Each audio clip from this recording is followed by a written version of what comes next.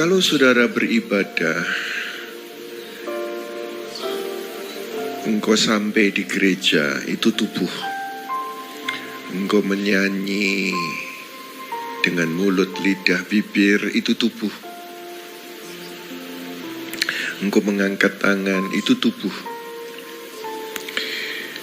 Tubuh saja tidak lengkap.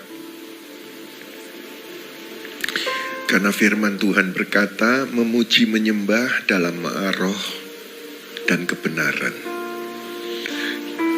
Karena kita ini bukan cuma terdiri dari tubuh, tetapi punya roh. Kalau saudara menyembah dengan tubuh saja, tidak lengkap. Baru berapa persennya? Karena Tuhan itu roh, yang menyembah Dia mesti menyembah di dalam roh. Maka puji Tuhan di gereja ini ada kesempatan untuk saudara bisa menyembah bukan dengan akal saja. Haleluya, kami memuji-Mu Tuhan, sebab Engkau baik, sebab Engkau mulia, sebab Engkau agung, perkasa, setia. Kita menyembah dengan kata-kata yang kita pahami dengan akal. Tapi Bible mengajarkan supaya engkau menyembah dalam roh. Sebab itu ada bahasa roh yang karena maraknya sosial media, sehingga banyak orang karismatik sudah tidak lagi berbahasa roh. Karena maraknya sosial media yang menyerang orang-orang yang berbahasa roh, sehingga banyak yang berguguran.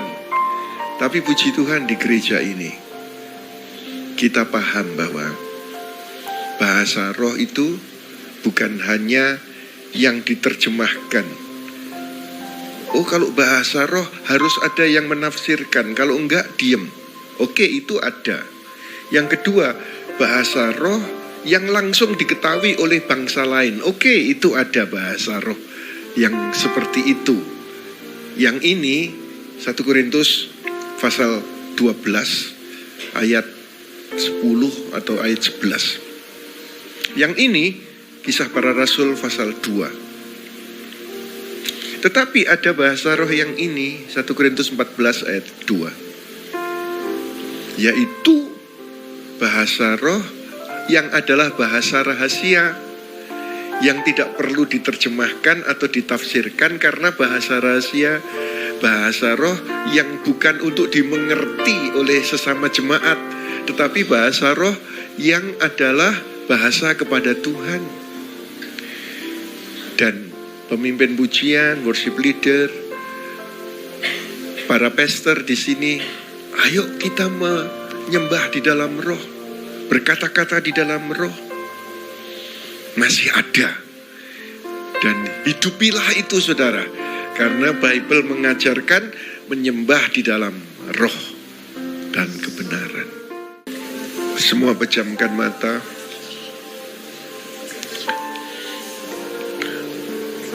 Pengolok, pembenci akan berkata begini.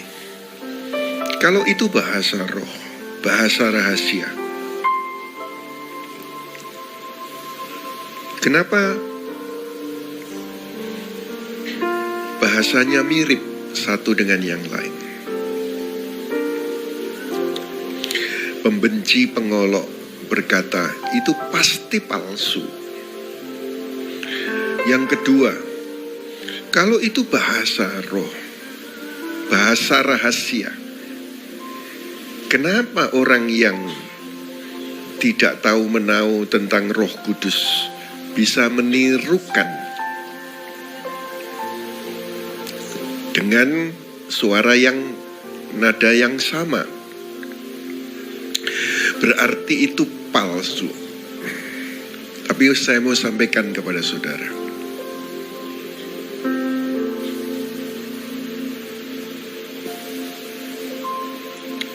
orang bisa menirukan tanpa